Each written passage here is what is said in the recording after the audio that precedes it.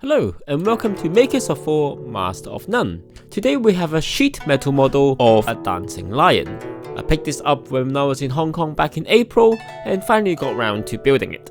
Normally when we think about sheet metal models we think about Metal Earth, but this is not one of their models. I have done models like this before. The first one was from Metal Earth, the Black Pearl, and the second one was from a brand called Tenyo, Char's Saku Suit from Mobile Suit Gundam. This model is from a company called Peace Cool, and they also have quite a varied selection, so we're gonna have a try and see how it goes. It has 5 sheets and 122 pieces with a difficulty of 3 out of 8. Weird scale using out of 8 instead of out of 10, but we'll see how it goes. Let's open up the box and see what we get. This is a very airtight box. The air pressure is preventing me from opening it, so it's a little bit of a struggle.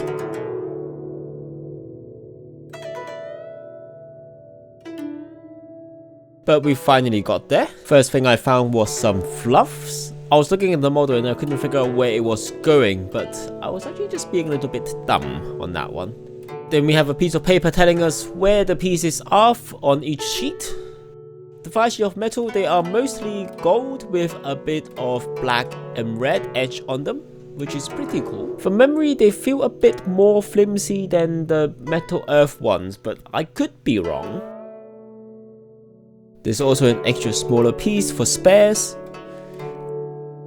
And the instructions, which comes in 2 double-sided pieces of paper. A total of 25 steps. And let's start the build, shall we? And to do that I'm going to use my nail tools, long nose pliers and clippers from Cool Piece as well. I remember the last time I was building these a couple years back, and not having the right tools to bend them really bothered me at that point. So I got some proper pliers and nippers. We start off with the top of the head, and we're going to run into one of the main issues that I have with this build, which is curvature.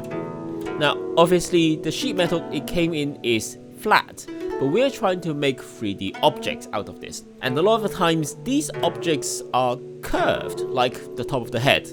Because I'm bending this by hand, I don't always get the curvature right on both pieces, and that's going to cause troubles going forward. In the instruction it recommends 2 methods of hooking up the pieces. One is just a 90-degree angle on the tab, and another is 90-degree angle and then a twist. Now it mostly recommends a 90-degree bend on the circles, and I'm not too sure why, because it doesn't actually provide a good hold for it. So I've been defaulting to the twist and turn to lock it in place. This might bite me later on, but I think a more secure connection is probably better. And I suppose the start of this model is an indication of how well the rest of this is going to go. 15 minutes in and we still haven't finished our first piece. After that is another 2 domes, which I think is the horns of the lion? I'm not too sure. I've seen this on every single dance line that I've ever seen in my life, but I don't actually know what purpose it holds. Then comes the eyes. We have a flat piece to cover up the bends of the head, and then a dome that goes on top of it as the eyeballs. Now I've been using my fingers versus the end of the pliers to help me bend the metal into more of a spherical shape. As I'm quite new to this hobby, I'm not sure whether there are tools to help us bend these into proper spheres. But also from what I can tell, the metal pieces themselves are cut out to be very flat. If you think about the 3D object, a sphere, and you're trying to flatten it into a 2D shape, then you wouldn't want the edges to be flat. You want them to be curved so that when at the end and you try and put them together, it becomes a nicely curved sphere. Personally, I think this model has the edges too straight, and therefore when you curve them, you don't make a nice sphere. So there's quite a lot of gaps in the model. Next comes the eyelid, and this is surprisingly difficult to line up. I'm not sure why, and I don't want to blame it on the model itself, but I'm gonna blame it on the model. I have tried for so long to try and put the pieces together that I have to take a break in the middle so that I'm not getting too frustrated and just break the model entirely. And on one side of the top eyelid, I tried so hard that I've actually scratched off the top etching on the eye. The bottom eyelid went on easier than the top eyelid, which is still loose at the moment. I keep picking at it, but I don't seem to make much progress.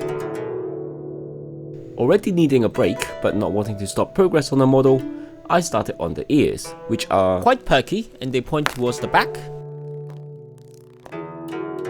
Then we come towards making the horn of the lion. I'm not sure why this lion has a bulb and a horn, but we're gonna go with it. So the horn comes in a multiple of parts.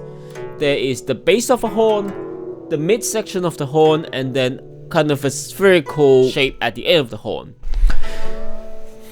Now the middle section of the horn is kind of barrel-like. So you have to fold the piece around kind of like a barrel to form a cylinder.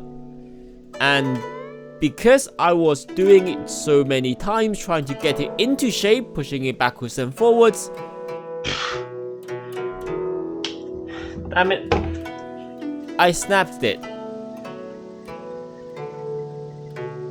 There's only one as well. Oh well. So, I guess no more horn for this lion? Does a female lion don't have a horn? We'll go with that. It's a female lion now. The base of the horn is weird as well because it doesn't seem to not want to conform nicely. So I guess it's a good thing that we're just going to scrap the horn. After that little incident, I definitely need a break now. So 3 days later. So a new day, and I started off with trying again to attach the eyelid, and I didn't get that far. The left side went on a bit easier than the right side, which at the moment is still flapping loose. To give myself something else to work on and distract myself from the difficult assembly, I started working on these two flaps. I'm not sure what they are, but they're flaps. I guess they're extra ears or they're just weird. We now also have the upper lip of the lion as well, or I guess the top snout. And we also have some golden balls to go on it as well. There's a little ball-like ornament which has a similar barrel-like construction to the horn, so I'm taking lessons learned previously, bending it very slowly and gently to make sure I don't break another piece.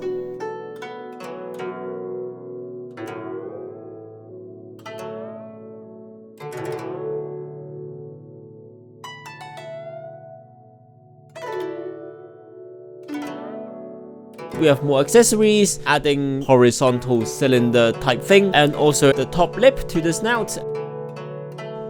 After that we have the bottom jaw to do, which has a very flat mouth.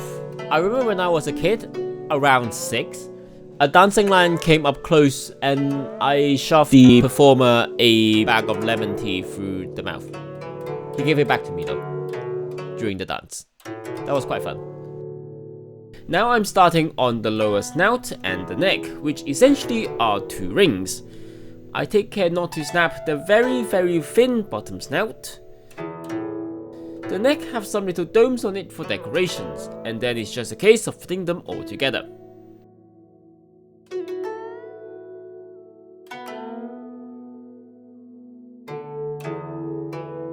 I did consider trying to put the horn back on, but decided to give up instead. I just don't know what to do with that piece. Knowing when to stop and give up is also an important skill to learn. And I also finally managed to attach the right top eyelid, which has been hanging loose all this time. Trying to fit the jaw and the neck to the head was a bit of a struggle, and it took a while. But we got there in the end, and we haven't destroyed the entire model. Although there is one thing I've forgotten, which I'll keep a secret for now until we get to that part. This model has taken me quite a lot longer. I wasn't quite expecting this model to take this long. It's 3 hours and we've just finished doing the head. And this is a 3-star model out of 8. I do have another one in the backlog that is a 7 out of 8 difficulty, so that's going to be a struggle. Now the build is becoming a bit repetitive, as the body is essentially the same construction as the neck, just with larger rings and more domes as the rings get larger. The body rings do flex a bit more than the neck, and it is larger, so it makes the assembly a little bit more easier.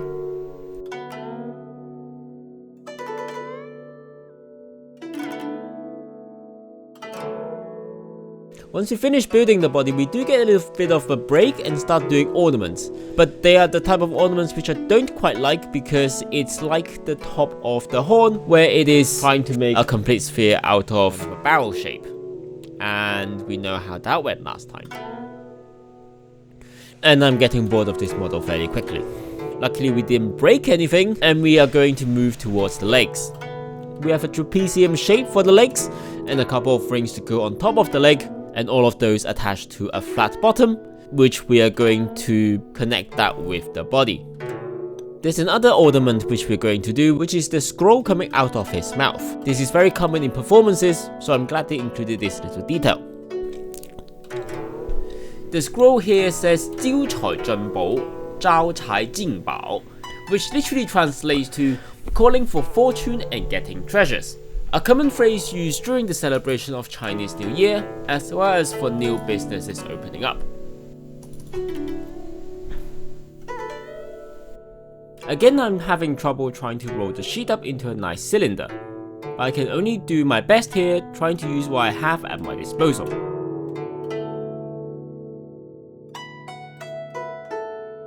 I was about to put the ornament on when I noticed there was quite a large piece still on the metal sheet, and found that I had forgotten a piece earlier on, and that is its row of front teeth. Now it's very difficult trying to put something in when other things are in the way. I've also dropped the piece inside the lion a couple of times trying to get it lined up. After about 10 minutes of playing dentist with a patient that won't open wide, I finally managed to attach one side back on, but the other side I didn't quite manage, so it's just kind of hanging and loose, but no one's going to see it. He's going to be a little bit of a toothless. We'll try and hide that little dental embarrassment by putting the ornaments on.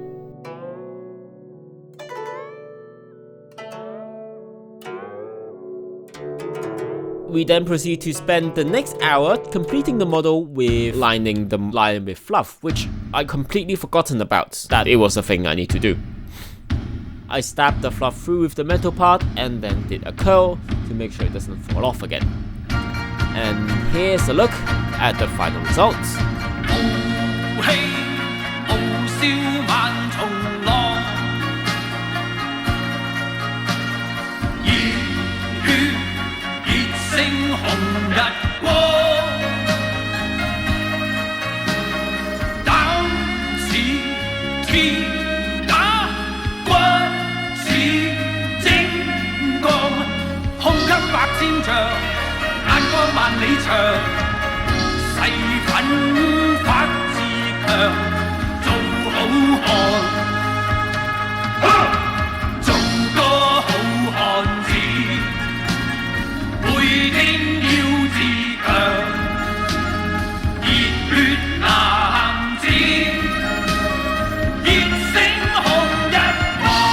I don't think it's too bad. I don't mind that it doesn't have a horn.